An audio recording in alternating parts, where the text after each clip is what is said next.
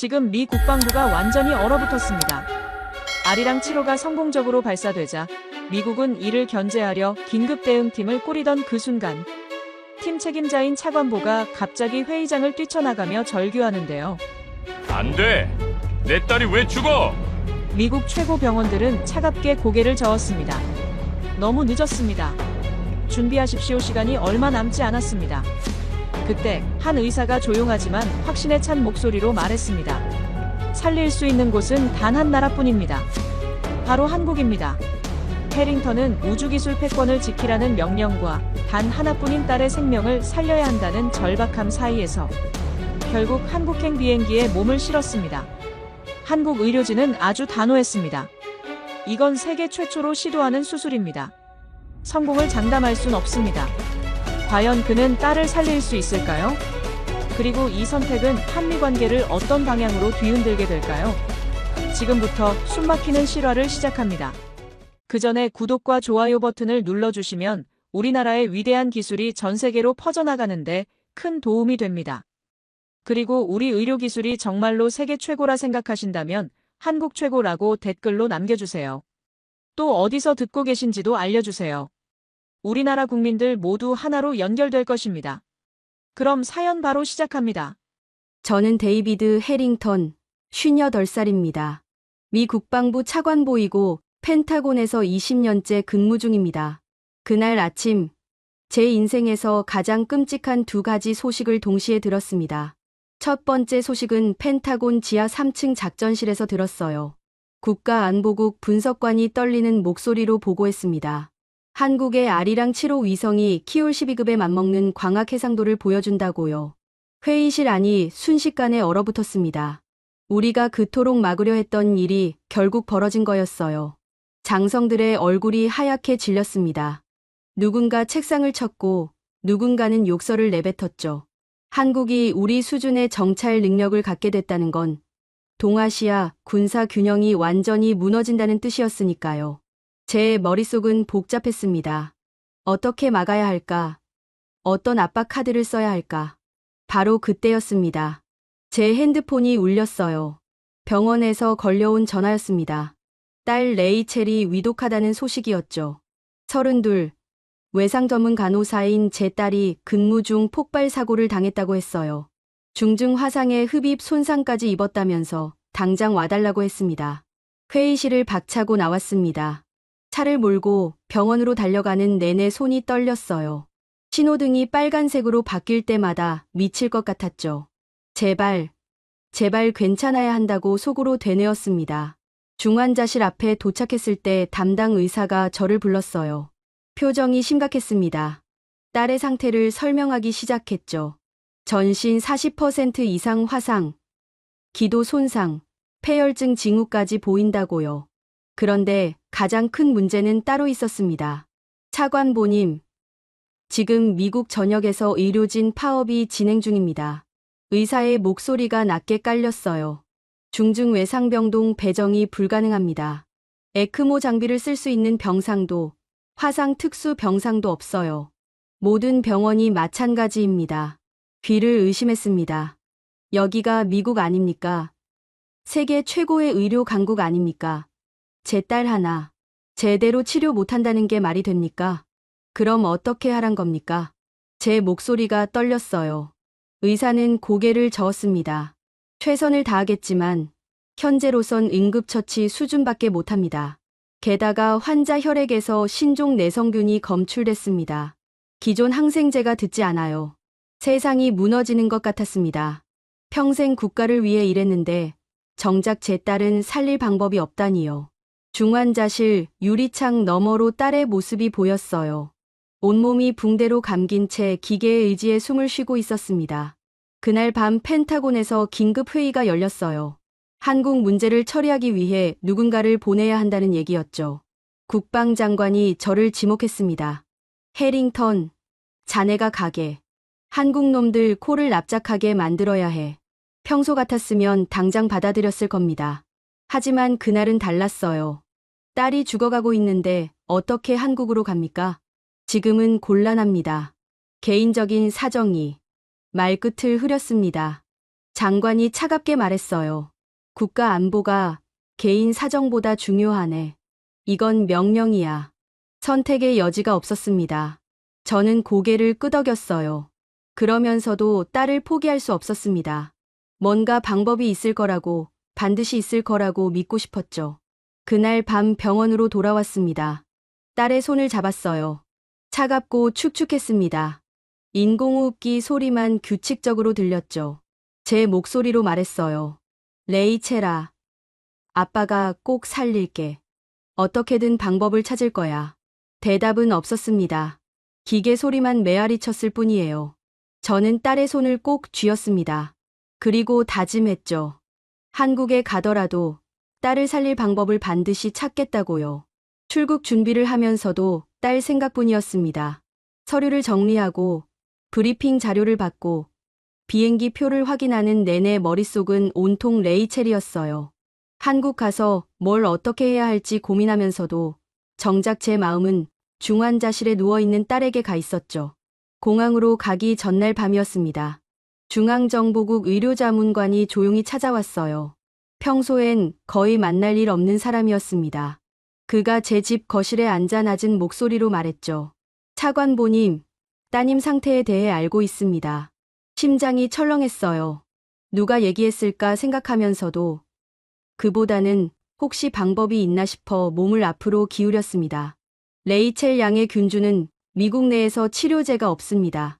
그의 말에 온몸이 차가워졌어요.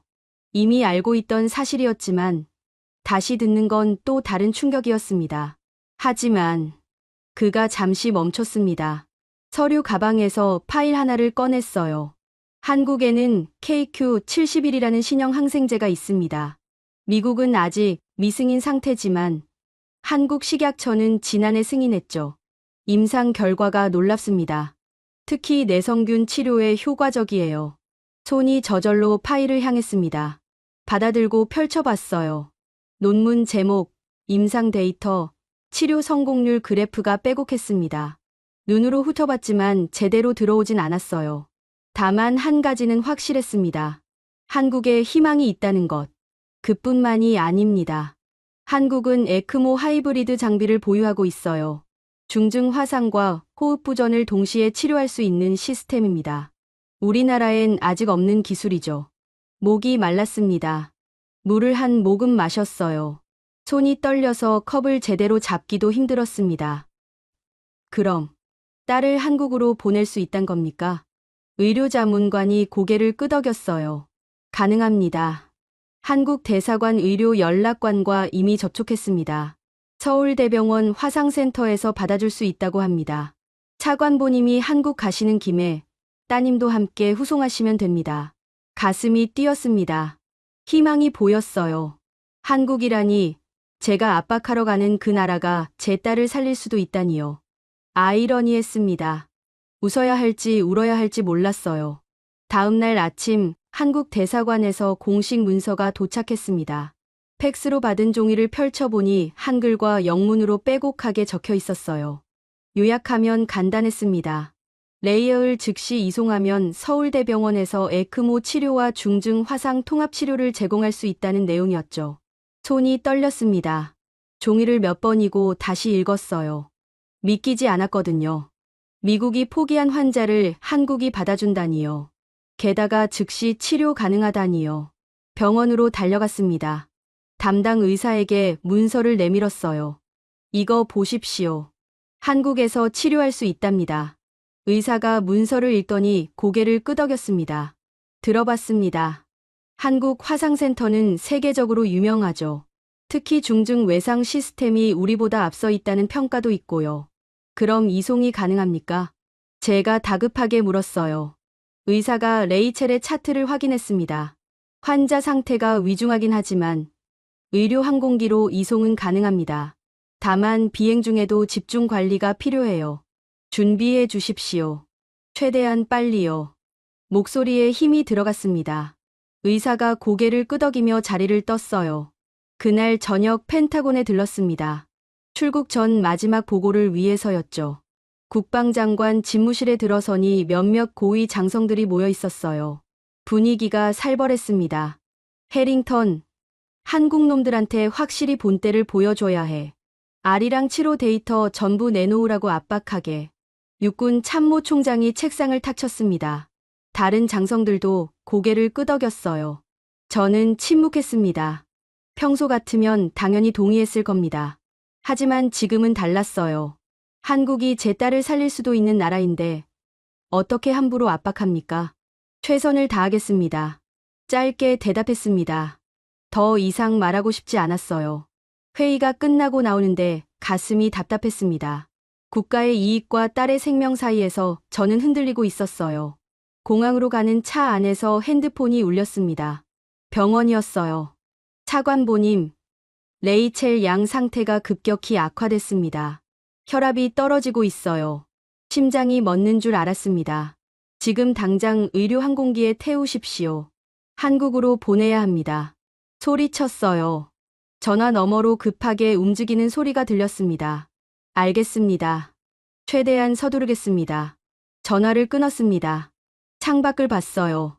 어두운 하늘에 별이 보였습니다. 제발 딸이 한국까지 버텨주길 빌었어요. 한국이라는 나라가 제가 평생 경계하고 견제했던 그 나라가 이제는 제 딸의 유일한 희망이었습니다. 인천공항에 도착했을 때 한국 관리들이 나와 있었습니다. 악수를 나누고 인사를 받았지만 제 머릿속은 온통 딸 생각뿐이었어요. 레이첼은 지금쯤 의료항공기에 실려 태평양을 건너고 있을 겁니다. 버텨줘. 제발 버텨달라고 속으로 되뇌었죠. 차를 타고 나로우주 센터로 향했습니다. 서울에서 남쪽으로 4시간 가까이 달렸어요. 창밖으로 산과 들판이 스쳐 지나갔습니다. 평소 같으면 풍경을 감상했겠지만 지금은 그럴 여유가 없었어요. 나로우주 센터에 도착하니 한국 측 대표단이 기다리고 있었습니다. 우주항공청 박준혁 단장이라는 사람이 앞으로 나왔어요. 50대 중반쯤 돼 보이는 남자였습니다. 침착한 표정이었죠. 먼 길 오시느라 수고하셨습니다. 차관보님. 그가 손을 내밀었어요. 악수를 받으면서 그의 눈을 봤습니다. 단단한 눈빛이었어요. 만만한 상대가 아니라는 걸 직감했죠. 바로 본론으로 들어가시죠. 제가 말했습니다. 박준혁 단장이 고개를 끄덕이며 회의실로 안내했어요. 회의실 안은 차가웠습니다. 양측 대표단이 마주 앉았어요. 저는 준비해온 자료를 펼쳤습니다. 아리랑 7호의 텔레메트리 데이터, 광학해상도 사양서, 궤도 정보까지 전부 내놓으라는 내용이었죠.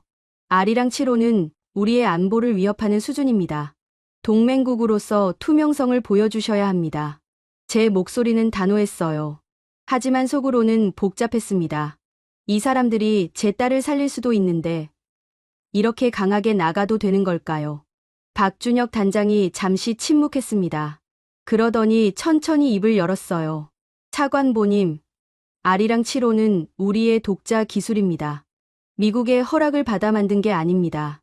단호한 어조였어요. 우리도 주권 국가입니다. 우리 위성 데이터를 왜 미국에 넘겨야 합니까? 회의실 공기가 더욱 차갑게 식었습니다. 미국 측 수석 고문이 책상을 두드렸어요. 한미 동맹을 생각하십시오. 협력 없이는 동맹도 없습니다. 한국 측 기술진 중 한 명이 냉소를 지었습니다. 협력이라는 이름의 일방적 요구 아닙니까? 말이 오가면서 분위기가 점점 험악해졌어요. 저는 이마를 눌렀습니다. 머리가 지끈거렸죠. 그때 제 핸드폰이 진동했어요. 문자였습니다. 중앙정보국 의료자문관이 보낸 거였어요. 레이첼 양. 현재 태평양 상공. 상태, 위중. 폐혈성, 쇼크 징후. 손이 떨렸습니다. 핸드폰을 꽉 쥐었어요. 회의는 계속되고 있었지만 귀에 하나도 들어오지 않았습니다. 딸이 죽어가고 있는데 저는 여기서 뭘 하고 있는 겁니까? 회의가 잠시 휴식에 들어갔습니다. 저는 밖으로 나와 전화를 걸었어요. 의료항공기 책임자에게 연결됐습니다. 지금 상황이 어떻습니까? 다급하게 물었어요. 전화 너머로 기계음이 시끄럽게 들렸습니다. 혈압이 계속 떨어지고 있습니다. 응급처치를 하고 있지만 한계가 있어요. 목소리가 긴장돼 있었어요. 한국 도착까지 버틸 수 있습니까? 제가 물었습니다. 잠시 침묵이 흘렀어요. 솔직히 모르겠습니다. 최선을 다하고 있습니다. 전화를 끊었습니다. 다리에 힘이 풀렸어요. 벽에 기댔습니다. 이대로 딸을 잃는 건 아닐까 공포가 밀려왔죠. 그때 한국 측 관계자 한 명이 다가왔습니다. 의료 연락관이라고 자신을 소개했어요. 차관보님, 따님 소식 들었습니다. 그가 조심스럽게 말했어요. 저희가 도울 수 있습니다. 지금 즉시 서울대병원 중환자팀과 항공기를 연결해드리겠습니다. 눈을 크게 떴습니다. 그게 가능합니까? 원격 중환자 신속 대응 프로토콜이 있습니다. 저희 의료진이 실시간으로 지시할 수 있어요. 그의 말에 희망이 보였어요. 고개를 끄덕였습니다. 부탁합니다. 10분도 안 돼서 연결이 됐습니다. 한국 의료진이 항공기 팀에게 지시하기 시작했어요. 약물 용량, 수액 속도, 호흡기 설정까지 세세하게 알려줬습니다. 저는 옆에서 그 광경을 지켜봤어요. 한국 의사의 목소리는 침착했습니다. 마치 환자를 직접 보는 것처럼 정확하게 지시했죠. 30분쯤 지났을 때 항공기에서 연락이 왔어요. 혈압이 안정됐습니다. 쇼크에서 벗어났어요. 가슴을 쓸어내렸습니다. 한숨이 길게 나왔어요. 한국 의료진이 제 딸을 살렸습니다. 아직 항공기 안에서 얼굴도 보지 않고 말이에요. 회의실로 돌아왔을 때 분위기는 여전히 차가웠습니다. 박준혁 단장이 저를 봤어요. 저도 그를 봤습니다. 뭔가 말하고 싶었지만 입이 떨어지지 않았어요. 회의는 평행선을 그었습니다. 미국은 데이터를 내놓으라 했고 한국은 거부했어요. 아무런 합의점을 찾지 못한 채 첫날이 끝났습니다. 숙소로 돌아와 침대에 누웠습니다. 천장을 바라봤어요. 두 개의 전쟁이 동시에 벌어지고 있었습니다. 하나는 우주 기술을 둘러싼 미국과 한국의 싸움, 또 하나는 제 딸의 생명을 지키기 위한 싸움이었죠. 아이러니했습니다. 제가 압박해야 할 나라가 제 딸을 살리고 있었으니까요. 한국이라는 나라가 미국보다 앞선 게 뭔지 이제야 조금씩 보이기 시작했어요. 그건 단순한 기술이 아니었습니다. 생명을 대하는 태도였죠. 핸드폰을 꺼내 문자를 확인했습니다. 의료 항공기가 한국 영공에 진입했다는 소식이었어요. 이제 몇 시간만 더 버티면 됩니다. 눈을 감았어요. 제발 무사히 도착하길 빌었습니다. 새벽 4시에 전화벨이 울렸습니다. 펜타곤에서 걸려온 거였어요. 윌리엄스 장성이었죠. 육군 참모차장인 그는 강경파로 유명했습니다. 목소리부터 차갑더군요. 해링턴, 지금 뭐 하는 건가? 잠이 덜 깬 상태였지만 긴장이 됐어요. 무슨 말씀이십니까? 자네 딸을 한국으로 보낸다며? 미쳤나? 심장이 철렁 내려앉았습니다. 어떻게 알았을까요? 아니, 중앙정보국이니까 당연히 알겠죠. 딸의 생명이 달린 문제입니다. 목소리를 가다듬으며 말했어요. 생명. 국가 안보는 생각 안 하나? 자네 딸이 한국에 가면 뭐가 어떻게 될지 모르잖나. 윌리엄스 장성의 목소리가 높아졌어요. 한국은 지금 적성국화되고 있어. 중국과 얼마나 가까워졌는지 아나? 자네 딸을 인질로 잡고 자네한테 압박할 수도 있다고. 어이가 없었습니다. 한국이 제 딸을 인질로요? 그건 너무 억지 아닙니까? 억지가 아니야. 국가 기밀 접근 권한이 있는 고위 관리의 가족이 적성국에 간다? 이건 보안 위반이야. 윌리엄스 장성이 단호하게 말했어요. 지금 즉시 이송을 중단하게. 이건 명령이야. 전화가 끊겼습니다. 핸드폰을 쥔 손이 떨렸어요. 분노가 치밀었습니다. 제 딸이 죽어가는데 정치 논리를 들이대다니요. 서둘러 옷을 입고 밖으로 나왔습니다. 의료 연락관에게 전화를 걸었어요. 항공기가 어디쯤입니까? 1시간 후면 인천공항 도착합니다. 이송 중단 명령이 내려올 겁니다. 절대 막아야 합니다. 제 목소리가 다급했어요. 연락관이 잠시 침묵하더니 말했습니다. 이미 한국 영공입니다. 미국 관할권 밖이에요. 착륙을 막을 순 없습니다. 안도의 한숨이 나왔어요. 그래, 이미 늦었습니다. 윌리엄스가 뭐라 해도 딸은 한국 땅에 내릴 겁니다. 하지만 안심하기엔 이르더군요. 1시간 뒤 다시 전화가 왔어요. 이번엔 의료항공기 기장이었습니다. 차관보님, 큰일입니다. 목소리가 떨리고 있었어요. 환자 상태가 급변했습니다. 폐혈성 쇼크가 다시 왔어요. 혈압이 급격히 떨어지고 있습니다. 다리에 힘이 풀렸습니다. 주저앉을 뻔했어요. 지금 뭘 하고 계십니까? 응급처치 중입니다. 하지만 반응이 없어요. 승합제를 최대로 올렸는데도 혈압이 안 오릅니다. 목소리에 패닉이 섞여 있었어요. 저는 손을 떨며 한국의료연락관에게 전화했습니다. 다시 도와주십시오. 딸이 위험합니다. 알겠습니다. 바로 연결하겠습니다. 5분도 안 돼서 서울대병원 중환자팀이 항공기와 연결됐어요. 이번엔 최서윤 박사라는 여자 의사였습니다. 목소리가 단호했어요. 지금 즉시 중심정맥로를 하나 더 확보하세요. 오른쪽 쇄골하정맥으로 들어가세요. 하지만 기내에서 그건 항공기 의료진이 망설였어요. 시간 없습니다. 지금 안 하면 환자 잃어요. 제가 단계별로 알려드릴게요. 침착하게 따라오세요. 최서윤 박사의 목소리는 흔들림이 없었어요. 마치 수천 번 해본 것처럼 차분하게 지시했습니다. 전화기 너머로 긴박한 소리들이 들렸어요. 기구 부딪히는 소리, 급한 발걸음 소리, 기계 경보음. 저는 그 소리를 들으며 주먹을 불끈 쥐었습니다. 15분쯤 지났을까요? 항공기 의료진의 목소리가 들렸어요. 정맥로 확보했습니다. 약물 투여 시작합니다. 좋아요. 노르에피네프린 용량 늘리세요. 분당 0.2 마이크로그램씩 올리세요. 최서윤 박사가 계속 지시했어요. 수액은 시간당 200속도로, 체온 모니터링 계속하시고요. 다시 10분이 흘렀습니다.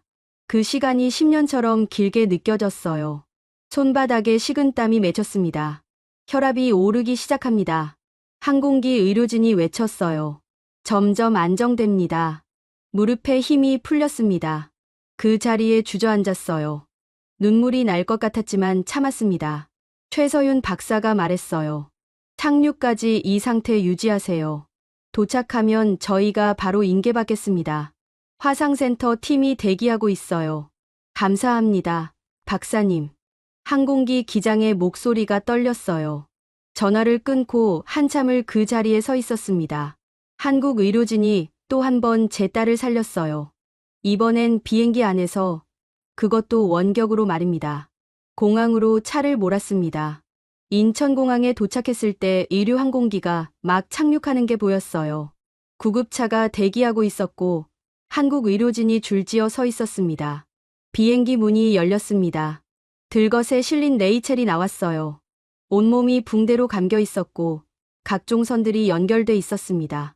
숨을 쉬는 게 보였어요. 살아 있었습니다. 최서윤 박사가 다가와 재빨리 상태를 확인했어요. 다른 의료진들이 장비를 연결하고 수치를 체크했습니다. 모든 게 신속하고 정확했어요. 서울대병원으로 바로 이송합니다. 최서윤 박사가 저를 봤어요. 차관보님, 따라오시겠습니까? 고개를 끄덕였습니다. 구급차에 올라탔어요. 딸의 손을 잡았습니다. 여전히 차가웠지만 맥박이 뛰고 있었어요. 구급차가 달리기 시작했습니다. 사이렌 소리가 울렸어요. 창밖으로 한국의 거리가 스쳐 지나갔습니다. 이 나라가 제 딸을 살리고 있었어요. 미국이 포기한 생명을, 정치가 막으려 한 생명을 한국이 지켜내고 있었습니다. 핸드폰이 울렸어요. 윌리엄스 장성이었습니다. 받지 않았어요. 지금은 딸이 먼저였습니다. 국가 안보고 뭐고 제 딸보다 중요한 건 없었으니까요. 서울대병원이 보이기 시작했습니다. 거대한 건물이 새벽 하늘 아래 서 있었어요. 저곳에서 딸이 새 생명을 얻을 겁니다. 그렇게 믿었어요. 서울대병원 중환자실 앞 대기실에 앉아 있었습니다. 딸은 지금 안에서 응급처치를 받고 있었어요. 에크모 장비를 연결한다고 했습니다. 시간이 얼마나 지났는지 모르겠더군요. 벽시계만 째깍거릴 뿐이었어요. 핸드폰이 계속 울렸습니다. 펜타곤, 국무부, 백악관까지 모두 무시했어요. 지금은 아무것도 듣고 싶지 않았습니다. 하지만 결국 받아야 했습니다. 국방장관 직통이었거든요. 해링턴, 대체 무슨 짓인가? 목소리가 차가웠어요. 제 딸을 살리는 중입니다. 자네 딸 때문에 한미동맹이 흔들리고 있어. 지금 의회에서 난리야. 그건 제 문제가 아닙니다. 단호하게 말했어요. 장관이 한숨을 쉬었습니다. 좋아. 딸 문제는 나중에 얘기하자. 지금은 한국 문제가 더 급해. 오늘 오후에 긴급 회담이 잡혔네. 아리랑 7호 데이터 이전 F-35 부품 공급 중단 카드를 꺼낼 거야. 귀를 의심했습니다. F-35 중단이요? 그건 너무 과합니다. 과하긴. 한국이 먼저 선을 넘었어. 우리 정찰위성급 해상도를 갖춘 위성을 멋대로 쏘아 올렸잖나. 그래도 자네는 거기 가서 압박만 하면 돼. 어차피 한국은 우리 없인 전투기도 못 굴려. 곧 무릎 꿇을 거야. 전화가 끊겼습니다. 머리가 지끈거렸어요. 한국이 제 딸을 살리고 있는데 저는 한국을 압박해야 합니다. 이게 대체 무슨 상황입니까? 오후 2시 나로우주 센터로 다시 향했습니다. 병원을 떠나기 싫었지만 회담에 빠질 수는 없었어요. 최서윤 박사가 말했습니다. 걱정 마세요. 저희가 잘 돌보겠습니다. 고개를 끄덕이고 병원을 나왔어요. 차 안에서도 계속 딸 생각뿐이었습니다. 회의실은 어제보다 더 살벌했습니다. 미국 측 수석 대표가 서류를 탁 내려놓았어요. 오늘부로 F-35 핵심 부품 공급을 중단합니다. 아리랑 7호 전체 데이터를 넘기지 않는 한 재개하지 않겠습니다. 한국 측이 술렁였어요. 박준혁 단장의 표정이 굳었습니다. 이건 협박입니다. 협박이 아닙니다. 동맹국 간의 투명성 요구입니다. 미국 측이 되받아쳤어요. 분위기가 최악으로 치달았습니다. 그때 제 핸드폰이 울렸어요. 병원 번호였습니다. 심장이 철렁했어요. 회의 중이었지만 받았습니다. 차관보님, 환자 상태가 악화됐습니다. 최서윤 박사의 목소리였어요. 평소와 달리 긴장이 섞여 있었습니다. 무슨 일입니까? 자리에서 벌떡 일어났어요. 회의실 안 모든 시선이 저를 향했지만 신경 쓰지 않았습니다.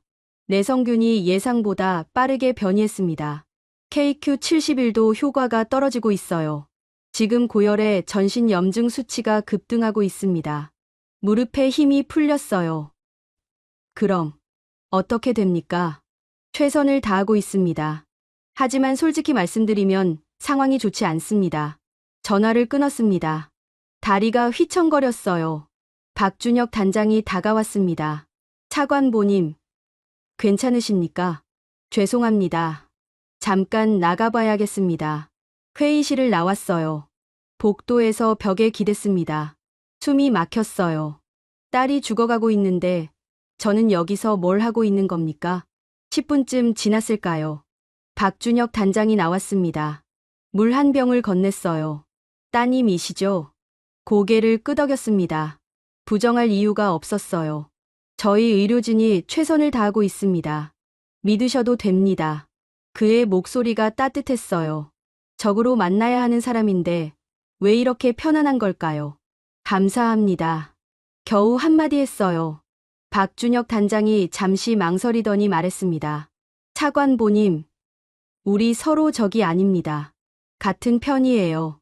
그걸 잊지 마십시오. 회의실로 돌아갔습니다. 회의는 계속됐어요. 미국은 압박했고 한국은 버텼습니다. 평행선이었죠. 저녁 6시쯤 또 전화가 왔어요. 이번엔 윌리엄스 장성이었습니다. 해링턴, 한국이 항복 안 하면 통신 이성 지원도 끊을 거야. 제대로 압박해. 장군님, 지금이 적기야. 한국 놈들 코를 납작하게 만들 기회라고. 전화를 끊어버렸습니다. 더 이상 참을 수 없었어요. 이 사람들은 지금 뭘 하는 겁니까? 동맹국을 이렇게 짓밟아도 되는 겁니까? 밤 9시 병원에서 또 연락이 왔어요. 심장이 멎는 줄 알았습니다. 하지만 이번엔 다른 내용이었어요. 차관보님, 희망이 보입니다. 최서윤 박사의 목소리에 활기가 있었어요. 저희 연구팀이 인공지능 기반 항생제 조합 프로토콜을 만들었습니다. 환자 균주에 맞춰 특별히 설계한 거예요. 그게 효과가 있습니까? 시뮬레이션 결과는 아주 좋습니다. 임상 적용 승인을 받는 중이에요. 얼마나 걸립니까? 평소 같으면 몇 주는 걸릴 겁니다. 그런데 최서윤 박사가 말했어요. 6시간 안에 끝낼 수 있습니다. 귀를 의심했어요. 6시간이요? 그게 가능합니까? 한국에선 가능합니다. 긴급 프로토콜이 있거든요. 지금 식약처, 병원윤리위원회, 연구팀이 동시에 움직이고 있어요. 눈물이 날 것 같았습니다. 6시간이요. 미국에서라면 6달도 모자랄 일인데요. 부탁드립니다. 박사님. 최선을 다하겠습니다. 전화를 끊고 창밖을 봤어요. 밤하늘에 별이 빛나고 있었습니다. 한국이라는 나라가 제 딸을 살리기 위해 온 시스템을 움직이고 있었어요. 속도로, 정확도로, 전문성으로. 그날 밤 잠을 이룰 수 없었습니다. 시계만 계속 봤어요. 6시간, 5시간, 4시간. 시간이 너무 느리게 갔습니다. 새벽 3시. 전화가 왔어요. 승인 완료됐습니다. 지금 투여 시작합니다. 손을 모았습니다. 신을 믿지 않던 제가 그날 밤은 기도했어요. 제발, 제발 딸을 살려달라고. 한국이 보여준 이 희망이 헛되지 않게 해달라고요. 새벽 5시였습니다. 눈을 붙이지 못한 채 숙소 창가에 앉아 있었어요. 동쪽 하늘이 조금씩 밝아오고 있었습니다. 핸드폰을 붙들고 있었죠. 병원에서 연락이 올 때만 기다리면서요. 6시 30분, 전화벨이 울렸습니다. 최서윤 박사였어요. 차관보님, 체온이 내려가고 있습니다. 심장이 뛰었어요. 염증 수치도 감소세예요. 신약 조합이 효과를 보이고 있습니다. 눈물이 핑 돌았습니다. 참았어요. 아직 안심하기엔 이르다고 스스로를 다독였죠. 계속 지켜봐 주십시오. 물론입니다. 1시간마다 보고 드리겠습니다. 전화를 끊고 창밖을 봤어요. 해가 떠오르고 있었습니다. 새로운 하루가 시작되는 거였죠. 딸에게도 새로운 하루가 올까요? 아침 8시 나로우주센터에서 긴급 소집 연락이 왔습니다. 뭔가 중대한 일이 있다고 했어요. 서둘러 차를 탔습니다. 센터에 도착하니 사람들이 웅성거리고 있었어요. 미국 측 기술진들 얼굴이 새하얗더군요. 무슨 일인지 물어보려는데 박준혁 단장이 나타났습니다. 차관보님, 이쪽으로 오시죠. 작전실로 안내받았어요. 거대한 스크린이 벽면을 가득 채우고 있었습니다. 그곳에 아리랑 7호가 촬영한 영상이 떠 있었어요. 숨이 멎었습니다. 해상도가 믿기지 않았거든요. 자동차 번호판이 선명하게 보였어요. 사람 얼굴까지 식별 가능한 수준이었습니다. 우리 키올 12급과 동급, 어쩌면 그 이상이었죠. 이게 대체 말이 나오지 않았어요. 미국 측 수석 기술 고문이 중얼거렸습니다. 우리가 재밍을 시도했습니다. 전부 실패했어요. 박준혁 단장이 침착하게 말했어요. 아리랑 7호는 우리 독자 기술입니다. 양자암호 통신 기반이라 재밍이 불가능하죠. 회의실이 조용해졌습니다. 모두가 스크린만 바라봤어요. 미국의 우주 패권이 무너지는 순간이었습니다. 30년 넘게 지켜온 기술 우위가 한순간에 사라졌죠. 제 핸드폰이 울렸습니다. 펜타곤이었어요. 받지 않았습니다. 지금 뭐라 보고한들 소용없었으니까요. 이미 끝난 일이었어요. 바로 그때였습니다. 병원에서 전화가 왔어요. 차관보님, 최서윤 박사의 목소리가 급했습니다. 심장이 철렁했어요. 환자 혈압이 급격히 떨어지고 있습니다. 심박수 160 넘어갔어요. 지금 뭐라고 하셨습니까? 회의실을 뛰쳐나갔어요. 복도에서 전화를 받았습니다. 전신 염증 수치가 다시 치솟고 있어요. 심정지, 위험 직전입니다. 다리가 풀렸습니다. 벽에 기댔어요. 제발, 제발 딸을 살려주십시오. 지금 팀 전체가 투입됐습니다.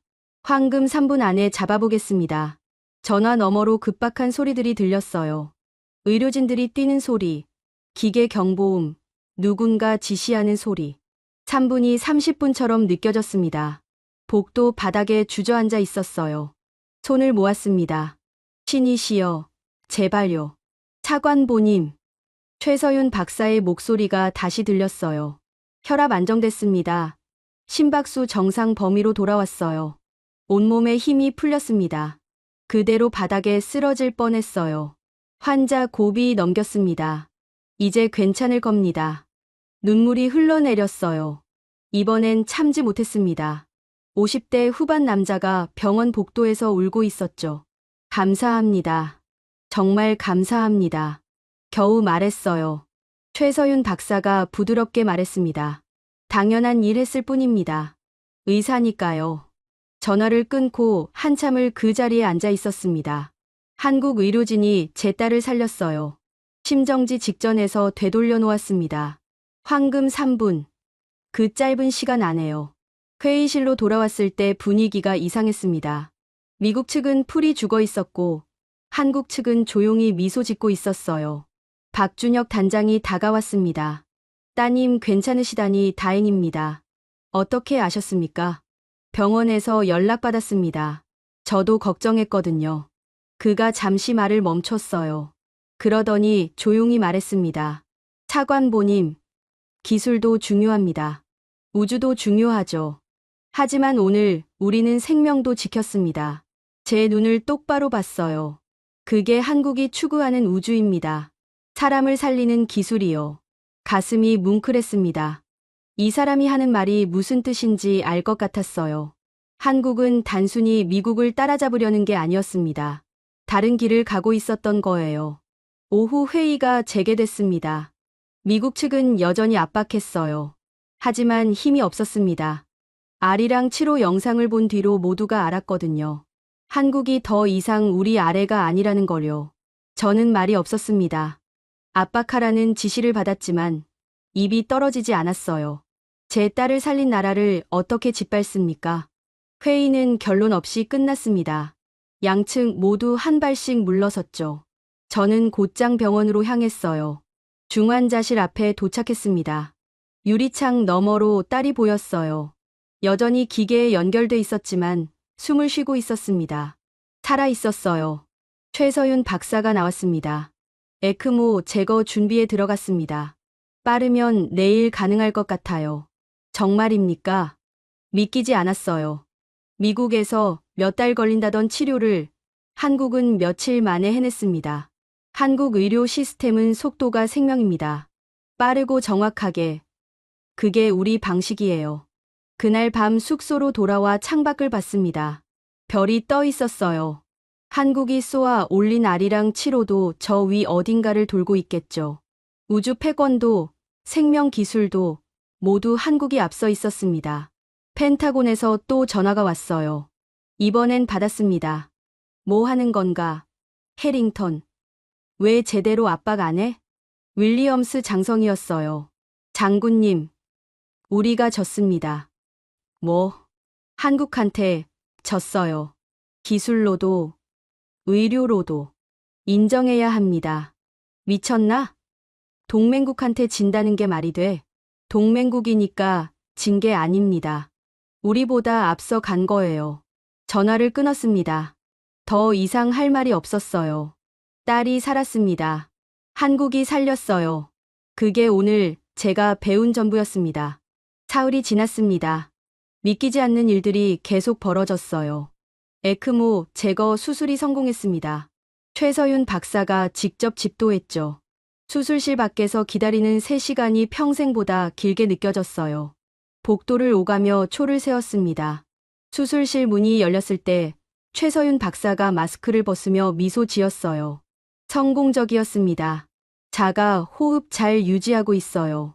무릎이 꺾였습니다. 그 자리에서 고개를 숙였어요. 감사합니다. 정말 감사합니다. 이제 피부 이식 단계로 넘어갑니다. 화상외과 최고팀이 맡을 거예요. 피부 이식이라니. 미국 의사들은 그 단계까지 가려면 최소 2달은 걸린다고 했었죠.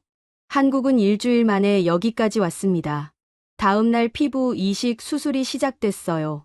집도인은 김태준 교수라는 분이었습니다. 화상외과 권위자라고 했죠. 수술 전 면담에서 그가 설명했어요. 미세혈관 봉합 기술을 사용합니다. 일반 이식보다 생착률이 30% 높아요. 얼마나 걸립니까? 8시간 정도 예상합니다. 정밀 작업이라 시간이 좀 걸려요. 8시간이요. 또 기다려야 했습니다. 하지만 희망이 있었어요. 이 사람들을 믿을 수 있었으니까요. 수술은 예정보다 1시간 일찍 끝났습니다. 김태준 교수가 나왔을 때 땀이 송골송골 맺혀 있었어요. 완벽했습니다. 혈관 연결 100개 넘게 했는데 전부 성공이에요. 회복은 얼마나 걸립니까? 이대로 가면 2주 안에 일상 회복 가능할 겁니다. 2주요. 귀를 의심했어요. 미국이라면 6개월은 좋게 걸릴 텐데요. 일주일이 더 지났습니다. 매일 병원에 갔어요. 나로우주 센터 회의는 부하들에게 맡겼습니다. 지금은 딸이 우선이었거든요. 레이첼의 상태는 날마다 좋아졌습니다. 붕대가 하나씩 풀렸어요. 피부가 회복되고 있었습니다. 붓기도 빠졌고요. 열흘째 되는 날이었어요. 간호사가 호흡 훈련을 도왔습니다. 레이첼이 처음으로 제대로 숨을 들이쉬었어요. 기침을 몇 번 했지만 스스로 숨 쉬는 거였습니다.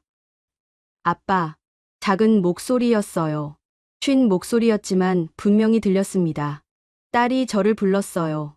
눈물이 터졌습니다. 이번엔 참지 않았어요. 딸의 손을 잡았습니다. 이제 따뜻했어요. 레이첼아. 아빠가 여기 있어. 여기가 어디예요?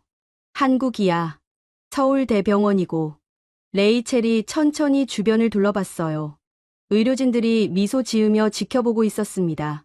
최서윤 박사가 다가왔어요. 레이첼, 제 목소리 들려요? 레이첼이 고개를 끄덕였습니다. 당신을 살렸던 의사예요. 비행기 안에서 기억나요? 기억 안 나요. 하지만 레이첼이 최서윤 박사를 봤어요. 살려주셔서 감사합니다. 영어로 말했지만 진심이 담겨 있었어요. 최서윤 박사가 레이첼의 손을 잡았습니다. 당연한 일 했어요. 이제 회복에만 집중하세요. 그날 오후 김태준 교수가 회진을 왔어요. 이식 부위를 확인하더니 만족스러운 표정을 지었습니다. 생착이 아주 잘 됐어요. 예상보다 빨라요. 언제쯤 퇴원 가능할까요? 제가 물었어요. 김 교수가 차트를 보며 말했습니다. 일주일 정도면 일반 병동으로 옮길 수 있어요. 거기서 2주 정도 더 있으면 퇴원 가능할 겁니다. 총 3주라는 얘기였어요. 미국에서 수개월 걸린다던 치료를 한국은 3주 만에 끝낸다고 했습니다. 저녁에 박준혁 단장이 병원을 찾아왔어요. 과일 바구니를 들고 왔더군요. 병문안 왔습니다. 고맙습니다. 복도 벤치에 나란히 앉았어요. 한참 말이 없었습니다. 차관보님, 회담 얘기는 안 하셔도 됩니다. 박준혁 단장이 먼저 말을 꺼냈어요. 지금은 따님이 우선이니까요. 미안합니다. 제가 제대로 된 협상을 못했네요. 아니에요. 오히려 차관보님은 많이 양보하신 겁니다. 그가 저를 봤어요. 펜타곤에서 계속 압박하라고 했죠. 근데 안 하셨잖아요. 어떻게 알았는지 놀라웠어요. 말문이 막혔습니다. 우리도 다 압니다. 차관보님 입장이 얼마나 어려운지요. 그런데도 따님을 위해 여기 계셨죠. 딸이 살아야 하니까요. 맞습니다. 생명이 먼저예요. 정치는 그 다음이고요. 박준혁 단장이 일어섰어요. 한국 의료진들 보셨죠? 저 사람들은 국적을 안 봅니다. 환자만 봐요. 그게 한국 의료의 정신입니다. 그날 밤 레이첼 병실에 있었어요. 딸이 잠들어 있었습니다. 규칙적으로 숨 쉬는 모습을 보니 가슴이 벅찼어요. 간호사가 들어와 차트를 확인했습니다. 젊은 간호사였어요. 레이첼을 보며 미소 지었습니다.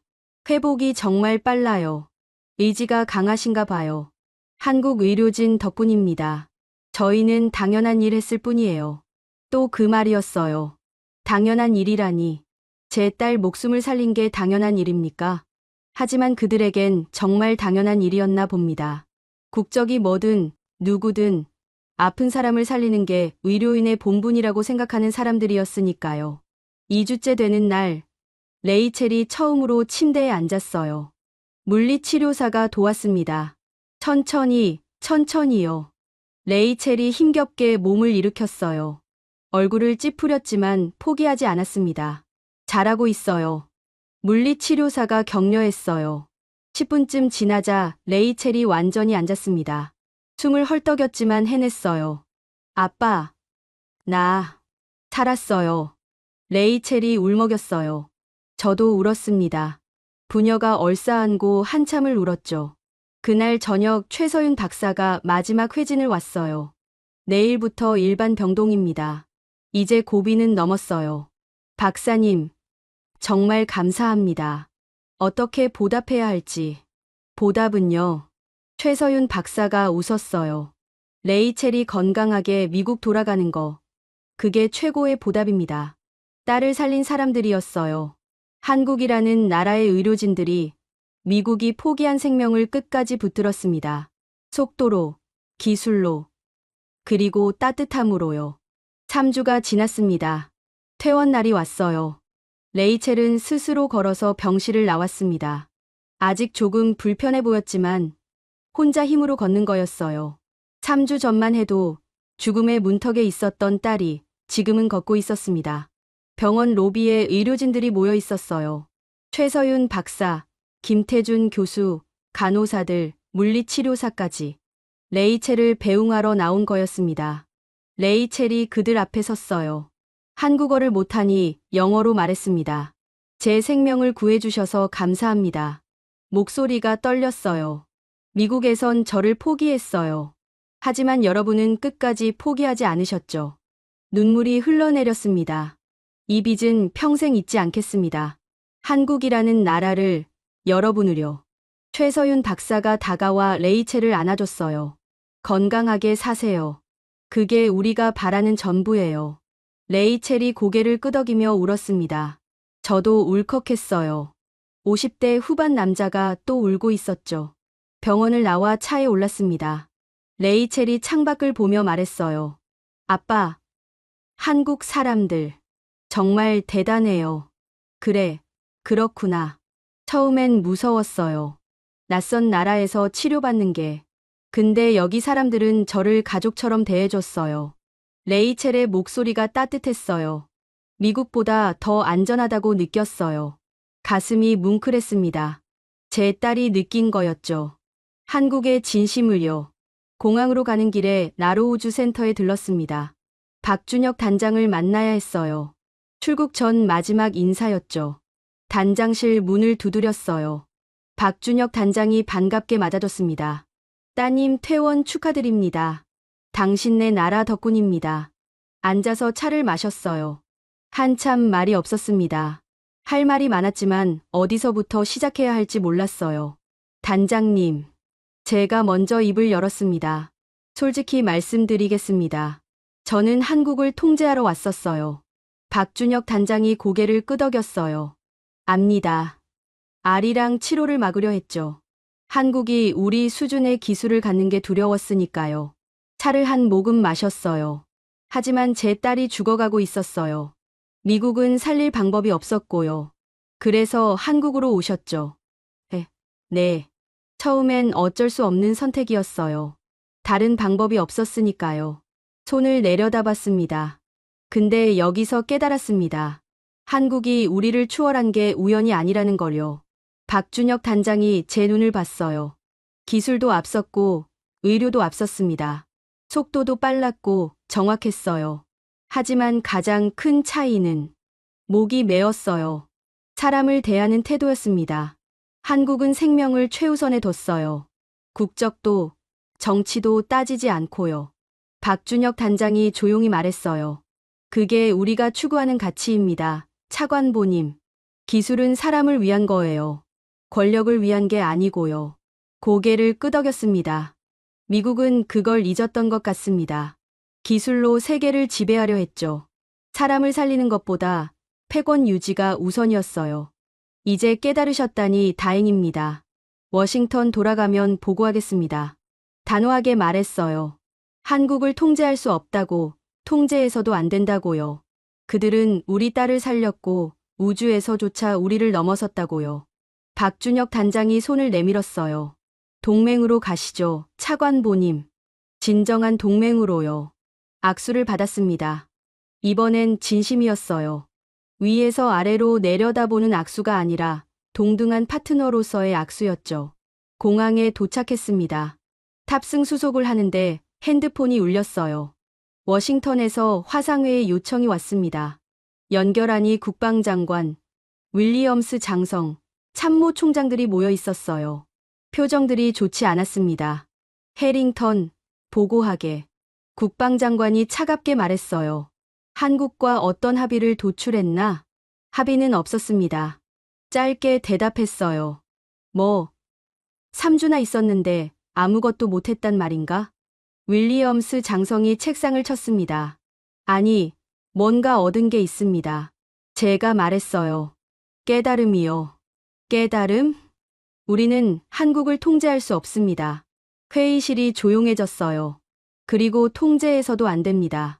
무슨 소리야, 해링턴. 한국은 더 이상 우리 아래가 아닙니다. 단호하게 말했어요. 우주 기술로 우리를 넘어섰고 의료 기술로도 앞섰어요. 제 딸이 그 증거입니다. 자네 딸 때문에 판단이 흐려진 거 아닌가? 윌리엄스 장성이 비웃었어요. 아닙니다. 오히려 제대로 보게 됐죠. 화면 속 그들을 똑바로 봤습니다. 30년간 우리가 한국에게 뭘 했습니까? 기술 이전 막고 독자 개발 방해했죠. 동맹이라며 종속 관계를 강요했어요. 그건 안보를 위해. 안보요? 우리 안보 때문에 한국 국민들이 희생됐다는 얘기 아닙니까? 목소리를 높였어요. 한국은 그런 압박 속에서도 독자 기술을 개발했습니다. 아리랑 7호가 그 결과예요. 그들은 해냈어요. 우리 방해에도 불구하고요. 해링턴, 자네 지금. 그리고 제 딸을 살렸습니다. 말을 끊었어요. 미국이 포기한 생명을 한국은 3주 만에 살려냈어요. 이게 뭘 의미하는지 모르십니까?